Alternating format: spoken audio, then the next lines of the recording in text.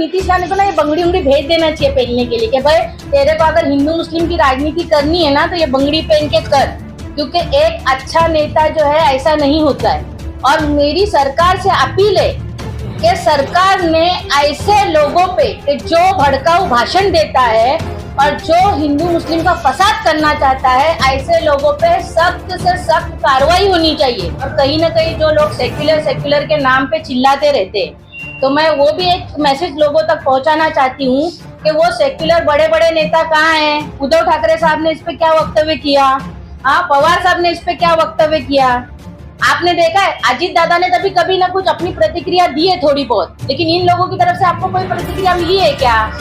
और आखिरी में मैं फिर से एक बार यही बात कहूंगी नीतीश राणे जैसे लोगों के लिए कि मैं ये चूड़ियां भेज रही हूँ आप लोगों के लिए कि आप लोग ये चूड़ी पहन के राजनीति करो। हम घर में चूड़ी पहन के भी इस तरीके से पड़तोस राजनीति नहीं करते। आप अपने बाप से कुछ सीखो और इस तरीके की राजनीति करना बंद कर दो, वरना आपको महंगा पड़ेगा। आप ये मत सोचना जिस तरीके से उड़न वालों ने आपको अवॉइड किया, ऐसा नहीं हो कि आपके ही मतदार संघ आपको अवॉइड कर रहा हार जाए। ये चूड़ियां मेरी तरफ से उनको बोल देना पहनने के लिए। आशीन भाभी, आज आपने प्रेस कॉन्फ्रेंस रखी है, क्या बात है, क्या बताना चाहोगे इस प्रेस कॉन्फ्रेंस में? अस्सलाम वालेकुम, नमस्ते। देखिए, मुझे ना कई दिनों से अपने भाइयों के फ़ोन आ रहे थे कि भाभी आप कुछ प्रतिक्रिया नहीं दे रहे नीतीश राणे के वक्तव्य पे। तो मुझे नहीं लग रहा था कि ऐसे आदमी के ऊपर तवज्जो दी जाए कि जिसको पब्लिक सीरियसली लेती नहीं है। क्योंकि नीतीश राणे जो है, इसके पिताजी जो है, ये मिनिस्ट्री के टाइम पे दरगाहों में मस्जिदों में दुआएं करते थे, मुस्लिम वोटों को लेने के लिए इनका कई मतलब ये चलते थे। इन्होंने राजनीति अपने बाप से सीखनी चाहिए थी। मुझे लगता है इन्होंने बराबर से राजनीति सीखी नहीं है। और ये जो है नीतीश राणे जो है, ये उड़न भी गए थे। उड़न में जो लड़की का मामला हुआ था, हादसा हुआ था, वहाँ पे भी जाके इन्होंने कैसी एकदम बेतरीके से फालतूगिरी की बातें की, फसाद की बातें की, लोगों को घर में से घुस के मारेंगे किए। लेकिन उड़न के लोगों ने इनको वहाँ पर मुंह तोड़ जवाब दिया। उसमें आगरी समाज था, कोली समाज था, मुस्लिम बांधु थे, हर तरीके के लोग थे। उन्होंने क्या कहा कि जो आरोपी है उसको आप मारो, काटो, फेंको, कुछ भी करो, लेकिन आप जो है यहाँ पे हिंदू मुस्लिम की दंगा करने की प्रयत्न मत करो। यहाँ के लोग सक्षम हैं। इसी तरीके से मुझे तो लगता है कि हर जगह के लोगों ने इनको जवाब देना चाहिए। और ये नीतीश राणे जो है, इसको मैं फिर से एक बार कहूंगी कि अपने बाप से राजनीति सीखनी चाहिए कुछ तो, कि उन्होंने जो है किस तरीके से मुस्लिम बांधवों को साथ में लेते हुए अपना करियर बनाया है। क्योंकि ये इतिहास रहा है कि उन्होंने अपने मिनिस्ट्री के पीरियड में उन्होंने अपने खासदारकी को करने के लिए कई मस्जिदों में, कई मदरसों में मीटिंगें की, उनके काम करके दिए। आज भी अगर कोई मुस्लिम बांधव उनके पास जाता है तो वो काम करते हैं। और मुझे लगता है हाल ही में उनका एक वक्तव्य भी अपने बेटे के लिए आया है। और ऐसे लोग जो है, मुझे तो लगता है नीतीश राणे को ना ये बंगड़ी उंगड़ी भेज देना चाहिए पहनने के लिए कि भाई तेरे को अगर हिंदू मुस्लिम की राजनीति करनी है ना तो ये बंगड़ी पहन के कर, क्योंकि एक अच्छा नेता जो है ऐसा नहीं होता है। और मेरी सरकार से अपील है कि सरकार ने ऐसे लोगों पे कि जो भड़काऊ भाषण देता है और जो हिंदू मुस्लिम का फसाद करना चाहता है, ऐसे लोगों पे सख्त से सख्त कार्रवाई होनी चाहिए। जिस तरीके से वो अपना क्या कहते हैं उसको, कि लोग जो रहते हैं ना, कुछ लोग रहते हैं नासुर जिसको कहा जाता है, ये एक तरीके का नासुर है, ये एक तरीके की बीमारी है। इस ऐसी बीमारियों को हटाने के लिए ऐसे लोगों पे इलाज, सख्त कार्रवाई करनी चाहिए। ऐसे लोगों का पद रद्द करना चाहिए। जो इनकी आमदारकी है उसके ऊपर कहीं ना कहीं एक उंगली उठती है कि एक आमदार बोलेंगे तो लोगों का नेता रहता है, जिसमें तमाम धर्म जाति के लोग आते। ऐसा नहीं है कि आपके यहाँ पे 90% वोटिंग अगर हिंदुओं की है तो इसके लिए आप मुस्लिमों को गाली दो। यहाँ कहीं भी ऐसा नहीं, क्योंकि जहाँ पर हिंदू समाज के लोग रहते हैं और मुस्लिम समाज अगर ज्यादा तादाद में है तो क्या वो हिंदुओं पे जुल्म करते हैं क्या? नहीं ना। जब एपीजे कलाम हमारे ये थे तो उस वक्त उन्होंने किसी को तकलीफ दी थी क्या? तब हिंदुइज्म खतरे में नहीं था। आज हिंदू नेता रहने के बावजूद हिंदुइज्म खतरे में है। हाँ, जब मुस्लिम नेता थे तब कभी खतरे में आया नहीं। तो ये लोग भी अच्छी तरीके से जानते हैं। इनको अयोध्या के रिजल्ट पे से सीखना चाहिए कि वहां का रिजल्ट क्या आया, लोगों ने क्या रिजल्ट दिए तुमको। तुम उस पे से भी अपनी आंख नहीं खोल रहे हो। अरे लोग तुमको तुम्हारी औकात दिखा देंगे, तुम्हारी हैसियत, तुम क्या घर में घुस के मारोगे। ज्यादा बड़ी बात नहीं करनी चाहिए आदमी ने, क्योंकि देखो कुर्सी वक्ती रहती है, ये जिंदगी भर की नहीं रहती है। तो इस तरीके से वक्तव्य नहीं करना चाहिए। स्मिता ईरानी क्या हाल हुआ उसका, बड़ी बड़ी बात कर रही थी इसको राहुल गांधी को, जो है पप्पू और क्या क्या जो भी उन्होंने बोला, बहुत कुछ किया, क्या हुआ आज उनका हाल। आज रही, आज वो क्या नवनीत राणे, क्या हाल है उनका। बड़े बड़े वक्तव्य करने से कोई पुढ़ारी या नेता नहीं बनता है। नेता अपनी शख्सियत को एक अच्छा इंसान बना के आप करो, क्योंकि हिंदू मुस्लिम से बढ़ के भी एक धर्म है, और वो धर्म है इंसानियत का। आप में अगर इंसानियत ही नहीं है तो आप नेता किस काम के।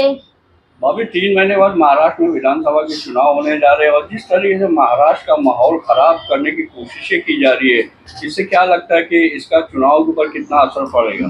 देखिए, जनता भली भांति जानती है कि आजकल लोग जो है सिर्फ अपनी राजनीति चमकाने के लिए हिंदू मुस्लिम का वो करते रहते हैं, और इन्हीं के चंद गुंडे रहते हैं जो माहौल खराब करते हैं।